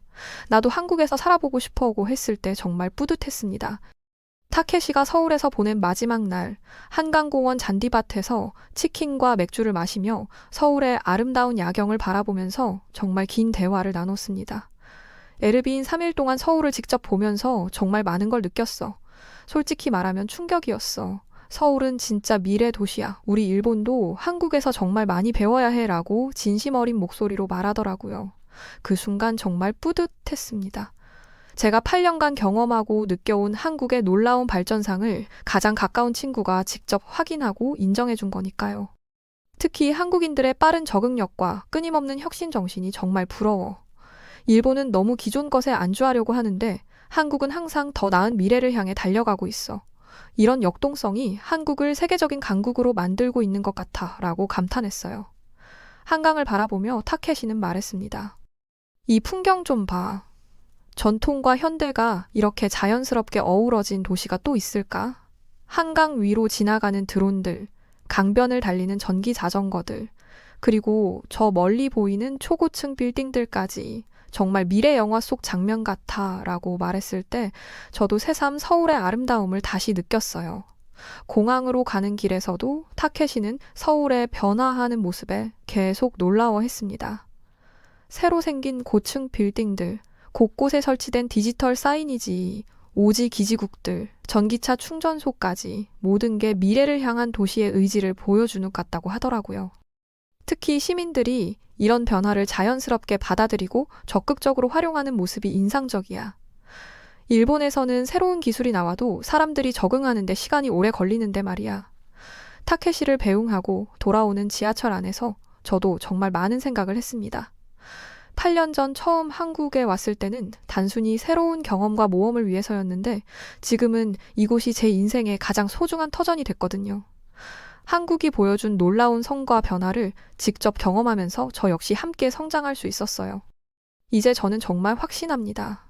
한국은 단순히 아시아의 한 나라가 아니라 전 세계가 주목하고 배워야 할 미래 강국이라는 걸요.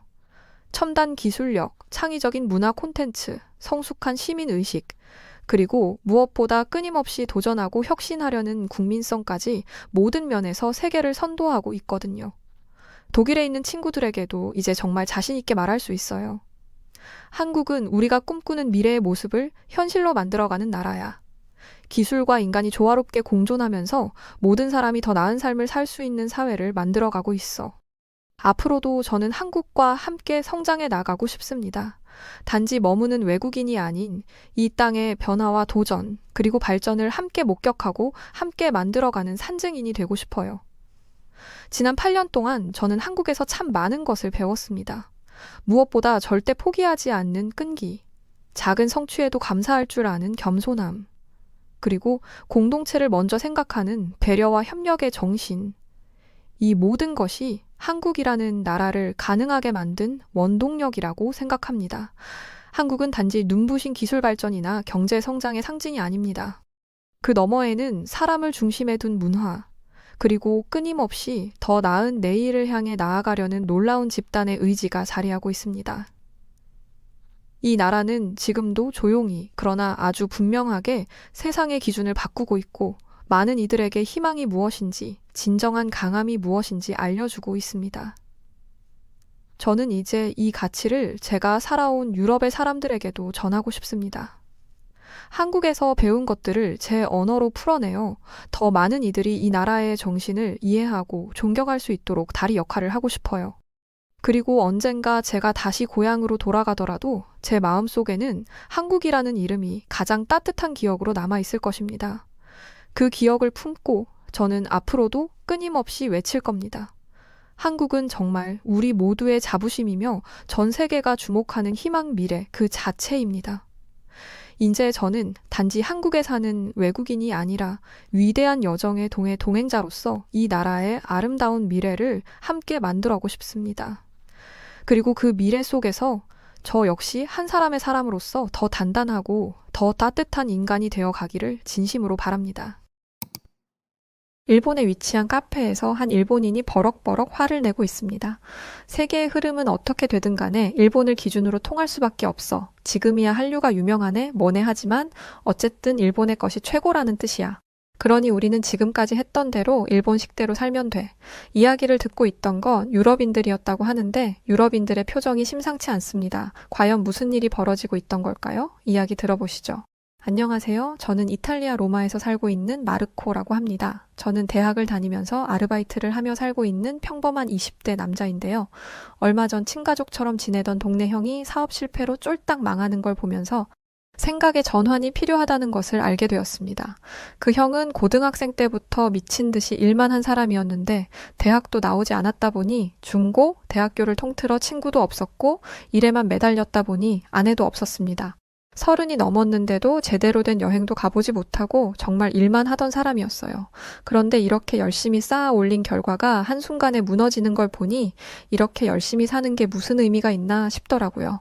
그래서 저에게 약간의 자유를 주기로 했습니다. 지금까지 모아둔 돈을 가지고 여행을 가기로 한 거죠. 제 인생에 있어서 다시는 없을 장기 여행일 것 같다는 생각에 최대한 멀리 가기로 결정했어요. 그렇게 최종적으로 결정한 나라가 한국이었죠. 요즘 이탈리아에서는 한국과 연관되어 있는 모든 것들이 엄청난 인기를 끌고 있거든요. 특히 한국 드라마 보기는 저희 어머니의 유일한 취미 생활입니다. 갱년기로 인해 우울증 증상을 보이시던 분이 한국 드라마를 보고 난 뒤로부터 활기를 되찾으시더라고요. 갱년기에 이른 어머니는 우리 가족의 큰 근심거리였는데 이렇게 한국 드라마의 도움을 받게 되다니 재미를 떠나서 감사한 마음을 가지게 되었습니다. 가족들은 제 한국 여행을 지지해 주었고 자기들을 데려가면 안 되냐고까지 이야기했지만 모두가 제 한국 여행을 부러워하는 건 아니었어요. 친구 녀석들은 한국? 거기 바다는 있냐? 한국에 예쁜 여자가 많다는 얘기는 한 번도 못 들었는데 바다도 없고 여자도 없는 나라에서 무슨 재미가 있겠어? 그런데 말고 미국 캘리포니아나 브라질 이런 데를 가라고 말하며 제가 이해되지 않는다는 생각을 숨기지 않았죠. 하지만 저는 한국 여행이 제 인생에서 잊지 못할 경험이 될 거라는 확신이 들었습니다. 그래서 용기 있게 한국으로 향했죠. 비행기를 타고 날아간 한국은 제 상상보다 훨씬 크고 도시화되어 있었으며 활기찼습니다. 특히 서울은 세계에서 손꼽힐 정도로 바쁜 도시라고 하길래 굉장히 삭막할 거라고 생각했어요. 그런데 아니더라고요. 회사 점심시간인지 사람들이 삼삼오오 나와서 커피도 마시고 수다도 떨고 있는데 제가 상상했던 도시의 모습과는 많이 달랐습니다. 한 가지 더 눈에 띄었던 건 세련된 도시들의 외관이었어요. 잘 정돈된 거리도 마찬가지였죠. 이탈리아에 와본 경험이 있다면 아시겠지만 이탈리아는 과거 중세시대에 지어진 건물들이 아주 많습니다. 보존에 의의를 두는 거죠. 저는 그런 이탈리아의 모습을 아주 자랑스럽게 여깁니다만 살다 보면 불편한 게 한두 개가 아닙니다. 일단 건물 자체가 너무 노후화되어서 건물이 멀쩡한 데가 없어요. 매번 보수공사를 해야 하고 건물이 너무 약해서 보수공사조차 못하는 집들이 많습니다. 에어컨을 설치하는 것도 불가능한 곳이 대다수예요. 에어컨 실외기를 달면 건물의 외관을 해치니 금지하고 있는 거죠. 요즘 유럽의 여름 기온은 점점 높아지고 있는데 에어컨 때문에라도 다른 곳으로 이사를 가야 하나 생각하고 있습니다. 하지만 한국 건물은 정반대였습니다. 특히 건물에 실외기가 안 보이더라고요. 어마어마하게 큰 빌딩에 실외기가 더덕더덕 붙어 있으면 지저분할 텐데 실외기가 없으니 깔끔한 외면을 유지하고 있었습니다. 저렇게 하면 이탈리아 건물에도 에어컨을 설치할 수 있지 않을까라고 생각했던 것도 잠시 그렇게 하려면 건물을 다 뜯어 고쳐야 한다는 말에 체념했습니다. 이탈리아에 가면 이사를 가야겠다라고 다짐하는 것 밖에는 할 수 있는 게 없었죠. 진짜 부럽더라고요. 그렇게 서울의 이곳저곳을 돌아다니면서 맛있는 것도 먹고 카페도 가고 다양한 즐길 거리를 경험했습니다. 한국에 뭐 할 게 있냐는 친구들에게 제 여행 사진을 보내주니 반응이 아주 대단하더라고요. 거기 진짜 한국 맞냐부터 시작해서 이렇게 좋은 데인 줄 알았으면 같이 갈 걸 그랬다까지 이제 와서 후회하는 모습을 보는데 괜히 통쾌하더라고요. 그렇게 신나게 돌아다니고 있는데 문제가 생겼습니다. 기념품점에서 계산을 하려는데 카드가 없는 거예요. 지갑은 그대로 있는데 카드만 사라진 게 분명히 어디서 계산을 하고 흘린 게 분명했습니다. 그런데 문제는 제가 바보같이 카드를 하나만 챙겨왔다는 사실이었습니다. 해외여행을 하는데 카드를 하나만 가지고 오다니 과거의 저를 책망하며 일단 현금으로 계산하려고 했습니다. 그런데 가게 주인분이 굉장히 곤란한 표정을 지으시더라고요. 현금을 되게 오랜만에 받아서요. 거스름 돈이 없는데 잠시만 기다려 주시겠어요? 깜짝 놀랐습니다. 한국이 카드 위주로 사용하는 나라인 건 알고 있었지만 거스름 돈이 없을 정도일 줄은 몰랐어요. 그래서 사장님이 결제를 거절하실 줄 알았습니다. 그런데 사장님은 후다닥 밖으로 뛰어가시더니 어디선가 돈을 바꿔서 들어오셨어요. 땀을 뻘뻘 흘리면서 들어오시는 사장님의 얼굴을 보니 정말 죄송스럽더라고요. 제가 거듭 죄송하다고 말하자 사장님은 손사래를 치시며 말씀하셨습니다. 아니에요. 제가 현금을 좀 더 써야 했는데 거기까지 신경 쓰지 못한 제 잘못이죠. 그런데 아마 다른 가게들도 비슷한 상황일 거예요. 웬만하면 카드를 쓰시는 게 여행하기 좀 편하실 텐데 만화 영화 같은 거 보면 주인공이 위기에 처했을 때 쿵 하는 효과음과 함께 주인공이 얼어붙잖아요. 제가 딱 그랬습니다. 제가 한국에서 카드를 재발급받을 수 있는 것도 아니고 대체 어떻게 카드를 재발급받아서 쓸 수 있겠어요. 무엇보다 여행 기간이 무려 일주일이나 남아 있었습니다. 제가 곤란한 표정을 짓자 사장님은 혹시 카드를 잃어버렸냐? 라고 물으셨습니다. 그렇다고 하자 신기한 걸 소개해 주시더라고요. 외국인 전용 카드 서비스라는 것이었는데 외국인만을 대상으로 카드를 발급해주는 서비스였습니다. 키오스크를 이용해서 간편하게 카드를 발급받을 수 있었는데 정말 간편하더라고요. 기계가 여권도 인식해주고 카드도 그 자리에서 발급해줄 뿐만 아니라 거기서 카드를 충전하는 것까지 한 번에 가능했습니다. 제가 가지고 있는 유로를 한국 돈으로 환전해서 카드에 넣을 필요 없이 유로를 넣으면 자동적으로 환율이 계산돼서 한국 돈으로 카드를 쓸 수 있는 것이었죠. 이렇게 간단한 방법으로 카드를 만들 수 있다니 놀라웠습니다. 그런데 한 가지 신경 쓰이는 게 있었어요. 선택지가 없어서 일단 카드를 발급받기는 했지만 제 정보가 도용되거나 카드를 해킹당할까 걱정되기 시작한 거죠. 이탈리아뿐만 아니라 어느 나라를 가더라도 ATM기는 쉽게 믿을 수 있는 존재가 아닙니다. 전 세계 사람들이 쓰는 지도 어플을 보면 ATM기 위치를 찾을 수 있는데 ATM기에도 별점과 평점이 있어요. 식당도 아니고 돈 넣고 빼는 기계에 점수를 매길 만한 게 뭐가 있겠냐 싶으시겠죠. 평점이 낮은 ATM기의 후기를 보면 카드가 복제되었다는 내용밖에 없습니다. 실제로 이탈리아에서 저도 카드를 복제당한 적이 있어요. 그리고 제 카드가 터키에서 사용됐다는 문자 메시지를 그날 밤에 받았죠. 한 번도 가본 적 없는 터키에서 말입니다. 그리고 돈을 빼는 순간 돈을 훔쳐 달아나는 경우도 있기 때문에 ATM기에 가면 커다란 안전요원이 지키고 서 있습니다. 그러면 조금 덜 위험하니까요. 그래서 혹시나 한국에서도 이런 일이 생기지는 않을까 무척 걱정이 되었습니다. 그런데 외국인들의 후기를 보니 위험하다는 얘기는 전혀 없었습니다. 저같이 유럽에서 온 사람들은 특히 감격했죠. 일단 이탈리아에서는 여권을 밖에서 꺼낸다는 것 자체가 나 좀 잡아가세요 라고 말하는 것과 다름이 없습니다. 여권을 꺼내는 순간 털릴 거예요. 그렇게 여권 번호를 털리면 어마어마한 불이익을 받게 되죠. 하지만 한국에서는 그런 게 없었습니다. 그 누구도 카드가 복제되었다는 둥, 여권에 문제가 생겼다는 등의 이야기를 하지 않았어요. 오히려 한국이 카드 사회인 줄 모르고 여행을 왔다가 매우 곤란했었다. 하지만 이렇게 간편하게 카드를 발급받을 수 있게 되어서 편하게 여행을 즐겼다. 이건 정말 말도 안 되는 혁신이다 라는 말만 가득했죠. 이렇게 빨리 카드가 나오는 것도 놀랄 일이기는 했습니다. 이탈리아에서는 카드 하나를 발급받으려면 한 달 이상이 걸려요. 은행에 가야 하고 은행에서 카드가 나올 때까지 수일이 걸리거든요. 저는 카드가 없어서 가보지 못했던 무인가게로 향했습니다. 저희 같은 외국인들 사이에서는 한국의 무인가게가 관광지처럼 여겨지거든요. 얼마나 신기해요. 물건들을 어디에 묶어두는 것도 아니고 주인이 없는데 가게 문을 활짝 열어두는 게 말이 안 되잖아요.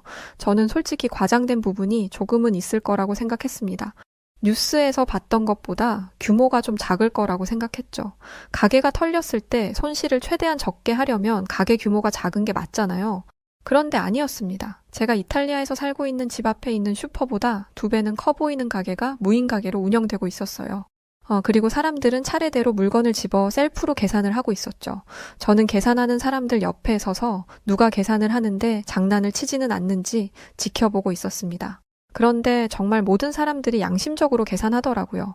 이탈리아였으면 이런 가게가 운영되는 것 자체가 불가능하겠지만 혹시라도 운영이 된다면 10개 중 5개는 계산하지 않고 가져갔을 겁니다. 곧이어 제 차례가 왔고 저는 떨리는 마음으로 계산을 시작했습니다. 이게 뭐라고 이렇게 떨리더라고요. 한국인들처럼 능숙하게 계산해야 하는데 저도 모르게 물건을 하나 빠뜨리고 계산할까봐 긴장됐습니다. 다행히 수량에 맞게 계산을 다 마쳤고 카드로 결제를 하는데 그제야 제 눈에 신기한 게 보였습니다. 계산대 옆에 있는 바구니에 카드가 수북이 쌓여 있는 것이었어요. 그리고 그 바구니에는 영어와 한국어로 카드 주인 찾아가세요 라는 문구가 적혀 있었습니다. 저는 입을 떡 벌리고 다물지 못했어요. 주인을 잃어버린 카드를 모아두다니 이런 장면은 처음이었습니다. 그리고 이 무인 가게에는 직원이 없잖아요. 보통 카드를 주워서 보관하는 건 직원의 몫인데 가게가 없는 곳에서 이런 게 가능하다니 이건 가게를 이용하는 사람들이 자발적으로 동참한 결과였습니다. 이게 얼마나 어려운 일인지는 한국인 빼고 다 알 거라 생각합니다. 저는 편의점마저도 무인으로 종종 이용했고 어디를 가도 안전하다는 느낌을 받았습니다. 남의 물건에 손을 대지 않는다는 생각이 기본적인 가치관으로 자리매김한 사회는 그 어느 곳보다 안전하더라고요. 다른 사람에게 피해를 끼치지 않으려고 노력하고 개인의 양심을 중요시한다는 의미이니까요. 이 사실을 뼈저리게 느꼈던 사건도 있었습니다. 제가 머물고 있는 호텔 로비에서 연락이 왔어요. 제가 쓰는 카드사 이름을 말하더니 혹시 카드를 분실하지 않았냐고 묻더라고요. 이렇게 말하자 로비 직원은 누가 카드를 습득해서 가져다 주었는데 내려와서 본인 카드가 맞는지 확인 부탁한다고 했습니다. 저는 얼떨떨한 상태로 내려갔어요. 정말 제 카드가 로비에 있더라고요. 어떻게 찾게 된 거냐고 묻자 어떤 한국인들이 카드를 주워서 가져다 주었다고 했습니다. 저는 이 호텔에서 투숙하는 분들인 줄 알고 감사 인사를 하려고 했어요. 그런데 호텔에 투숙하는 분들이 아니었습니다. 당연히 같은 투숙객인 줄 알았어요. 이 호텔에서 머무는 사람이 아니라면 저를 어떻게 알고 이 호텔로 카드를 가져다 줬겠어요. 호텔에서 제 카드를 주워서 로비에 맡긴 걸로 생각하는 게 일반적인 판단일 거라고 생각합니다. 그런데 전혀 아니었어요. 제가 카드를 잃어버린 건 호텔 앞 먹거리 골목이었고 먹거리 골목 안에 벤치에 올려져 있었다고 해요. 한국인들이 쓰는 카드가 아니다 보니 외국인 카드인 것 같고 주변 호텔에 외국인들이 많으니 호텔을 돌아다니며 카드 주인을 찾아주려고 노력한 것이었죠. 제가 정자체로 제 이름을 카드 뒤에 써두었는데 그걸 가지고 다니며 혹시 호텔 투숙객 중에 마르코라는 사람이 있는지 묻고 다녔다고 합니다. 카드사를 검색해서 이탈리아 카드라는 것도 알아냈다 하더라고요. 그렇게 수십 군데를 돌아다니며 이탈리아 출신 마르코를 찾았고 그 결과 제가 머물던 호텔까지 다다른 것이었습니다. 믿기 어려운 호의였어요. 대체 뭘 위해서 이렇게까지 한단 말이죠? 게다가 뭔가를 바라고 한 것도 아니었습니다. 혹시 모르니 연락처를 남겨달라는 직원의 말에도 극구 사양하고 조용히 호텔을 나가셨다고 하더라고요. 소매치기 조심, 도둑 조심, 강도 조심이라는 얘기만 듣고 살았던 제게도 이런 일이 벌어지다니 사람이 사람을 믿을 수 있다는 게 얼마나 기쁘고 감사한 일인지 그때 처음으로 느꼈고 이는 제 인생에서 아주 중요한 가르침이 되었습니다. 그런데 카드를 찾아도 원래 제 카드는 잘 안 쓰게 되더라고요. 한국에서 발급받은 카드가 좀 더 손이 많이 갔거든요. 그래도 이탈리아에서 가져온 카드를 쓸 수 있는 게 얼마나 다행이에요. 한번 발급받으려면 한 달이 넘게 걸리는데 되찾은 것만으로도 시간적, 물질적인 자원을 아낄 수 있게 된 거죠. 이렇게 사연을 쓰는 지금도 카드를 찾아주신 한국인 분들에게 진심으로 감사한 마음을 가지고 있습니다. 이렇게 한국에서 좋은 기억을 갖게 된 저는 한국뿐만 아니라 다른 아시아권 국가에 대한 호기심도 가지게 되었습니다. 한국만큼 좋은 나라가 또 있을 수도 있다는 생각이 들었거든요. 그래서 여행 일수를 조금 늘리고 일본으로 향했습니다. 일본은 한국과는 또 다른 매력이 있는 나라인 것 같았습니다. 그리고 정반대의 무언가도 존재했죠. 바로 동전의 유무였습니다. 저는 이렇게 다양한 동전이 있는 나라를 처음 봤습니다. 물론 유래도 동전이 있죠. 그런데 이 정도는 아닙니다. 보통 지폐와 동전을 섞어서 사용하고 지폐의 개수가 동전의 개수보다 적은 일은 거의 없습니다. 그런데 일본에서는 동전만으로 모든 결제를 하기도 하더라고요. 예를 들어 한국 돈으로 예시를 든다면 9,500원을 계산해야 한다고 했을 때 10,000원을 내고 500원을 돌려받는 게 일반적입니다. 아니면 5,000원 한 장, 1,000원 4장, 500원 한 개 이런 식으로 계산하기도 하겠죠. 그런데 일본에서는 이 9,500원 전부를 동전으로 계산합니다. 불편한 것도 불편한 건데 효율적이지도 않습니다. 동전을 들고 다닌 분들이라면 아실 거예요. 동전 무게는 절대 가볍지 않습니다. 동전 하나만 주머니에 넣어도 무게감이 느껴지는데 이걸 뭉텅이로 들고 다닌다고 하면 주머니 한쪽이 축 처질 정도로 무거워져요. 일본인들은 이런 불편함을 감수하면서 살더라고요. 카드를 사용하면 되지 않겠냐는 말도 한국에서나 가능한 얘기입니다. 식당에 가서 주문을 했어요. 카드를 가지고 있다면 계좌 잔액을 확인하고 그냥 주문하면 되지만 현금이 있으면 내가 가지고 있는 현금이 얼마나 되는지 일일이 헤아려야 합니다. 대부분이 동전이라 세는데 더 오래 걸려요. 특히 저는 외국인이잖아요. 그렇게 열심히 얼마가 있는지 확인해서 음식 주문을 했는데 계산하려고 보니 제가 메뉴판에서 봤던 가격과 다르더라고요. 알고 보니 그 식당 주인이 가격을 올려놓고 메뉴판의 가격을 수정하지 않은 것이었습니다. 솔직히 이런 상황은 가게 주인의 실수 아닌가요? 그러면 책임은 가게 주인이 져야 하는 건데 이 가게 주인은 어쩔 수 없다며 돈을 더 내라고 말했습니다. 카드를 썼다면 좀 불합리하지만 대충 결제하고 말았을 거예요. 그런데 현금이잖아요. 당장 낼 수 있는 현금이 없다고 말했더니 그 가게 주인은 그럼 가방을 맡겨놓고 나가서 돈을 뽑아오라고 하더라고요. 한국에서 카드를 찾은 덕에 다행히 카드를 가지고 있어서 그걸로 결제한다고 했더니 절대 안 된다고 하는데 답답해서 죽을 것 같았습니다. 실수한 건 가게 사장인데 왜 피해는 제가 봐야 하는 건지 이해가 안 됐어요. 결국 저는 그 땡볕 더위에 ATM기를 찾아 돈을 뽑아왔습니다. 한국에서 만난 사장님이 떠올랐어요. 제가 낸 현금에 돌려줄 거스름돈이 없자 본인이 직접 거스름돈을 만들어서 오신 분 말이죠. 그분은 카드가 없는 저를 닥달하거나 나무라지 않았습니다. 하지만 일본인 사장은 왜 현금이 없냐? 일본에서 현금은 기본이다. 라는 식으로 저를 무시하는 듯한 말을 했습니다. 한국에서 만났던 가게 사장님과 일본 가게 사장의 얼굴이 교차되면서 한국 사장님의 따뜻한 미소가 떠올랐습니다. 당황한 외국인을 배려하던 그 친절함이 아니었더라면 저는 여행을 접고 돌아갔을 수도 있었을 거예요. 그리고 그분이 아니었더라면 일본에서 이런 취급을 받자마자 상처받아서 이탈리아로 떠났을 수도 있었습니다. 하지만 그러지 않았죠. 일본 사람들은 다 친절하다고 하더니 역시 사람 말은 믿을게 못 되더라고요. 사람은 직접 겪어보지는 않고 모르는 것 같습니다. 이외에도 일본에서는 카드 쓸 일이 없었어요. 버스 탔다가 깜짝 놀랐습니다. 한국에서는 교통카드를 찍고 타면 쉽잖아요. 게다가 일반 결제 카드와 교통카드가 혼합되어 있어서 편하게 쓸 수 있다는 장점이 있죠. 그런데 일본에서는 버스비까지 동전으로 계산했습니다. 버스는 타고 내릴 수 있는 시간이 짧잖아요. 그런 저에게 현금 계산은 난이도 별 5개짜리의 어려운 미션이었습니다.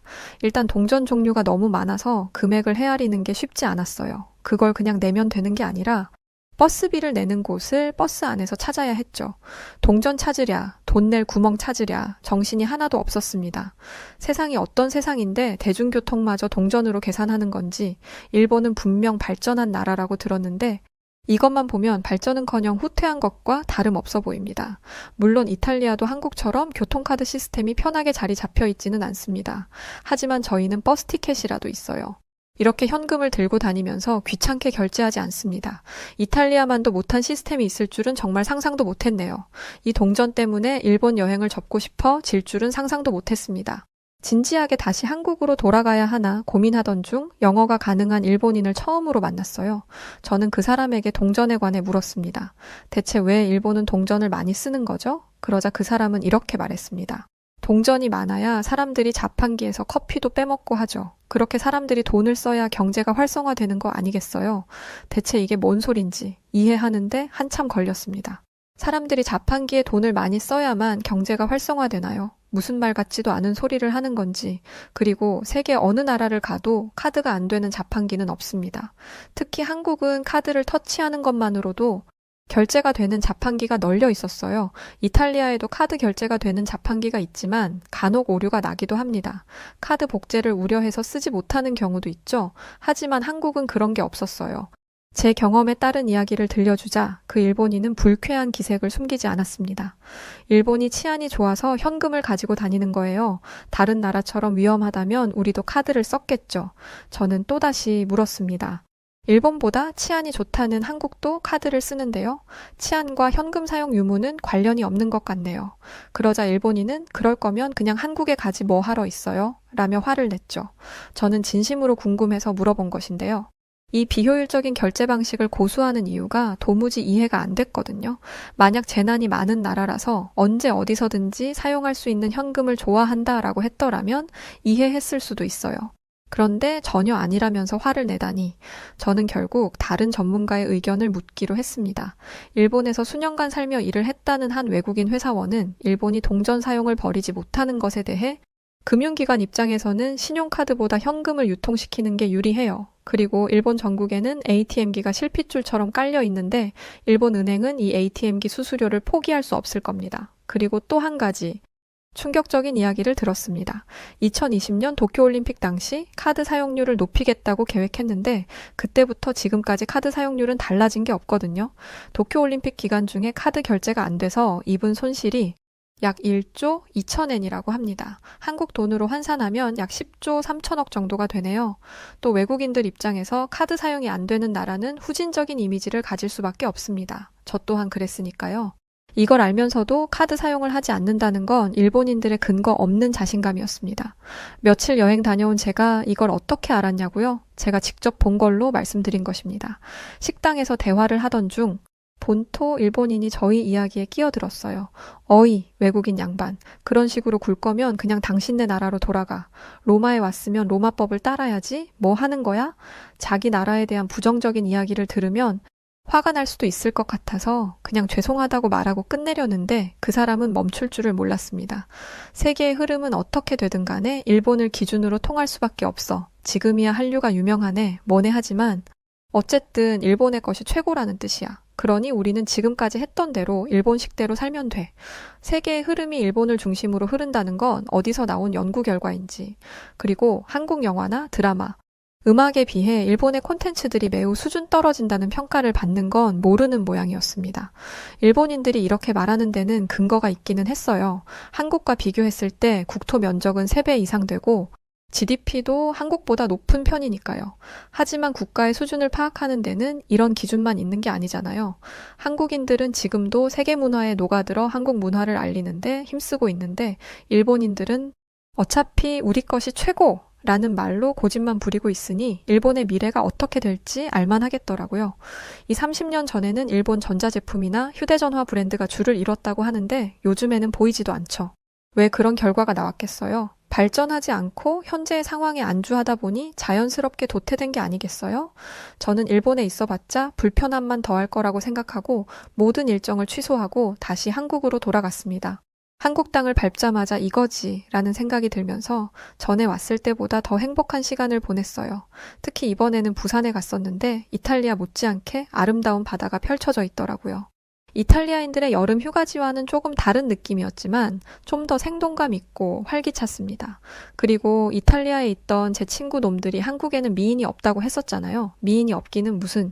바다에서 만난 여성분들은 전부 엄청난 미인이었어요. 솔직히 말해서 왜 부산을 이제야 왔을까 하는 후회가 들 정도로 눈길이 저절로 가는 여성분들도 많이 만나게 되었습니다. 하지만 혼자 간 것이기도 하고 남은 여행 시간이 얼마 남지 않았기 때문에 부산 바다에서 수영을 해보지는 못했어요. 그래서 다음 여행은 꼭 부산으로 오려고 합니다. 지금 저는 이탈리아에 돌아와서 아르바이트를 하며 여행 비용을 저축하고 있어요. 제 여행 저축 통장의 이름은 고투 부산입니다. 부산에 가고 싶은 염원을 담은 통장이죠. 얼른 한국에 가고 싶네요. 이번에는 한국에 간다고 무시했던 친구 녀석들도 데려가서 코를 납작하게 해줄 생각입니다. 네, 오늘 사연 여기까지입니다. 이거 확실히 공감돼요. 저도 일본에 여행 갔는데 다니면 다닐수록 동전이 지갑에 엄청 쌓이더라고요. 같은 경험을 하셨었네요. 자, 여하튼 오늘 사연 어떠셨나요? 사연이 좋으셨다면 구독, 좋아요 부탁드리고 그럼 지금까지 사연을 전해드린 여우튜브 송은지였습니다. 영상 끝까지 봐주셔서 고맙습니다. 그리고 항상 감사드리고 사랑합니다. 당신만의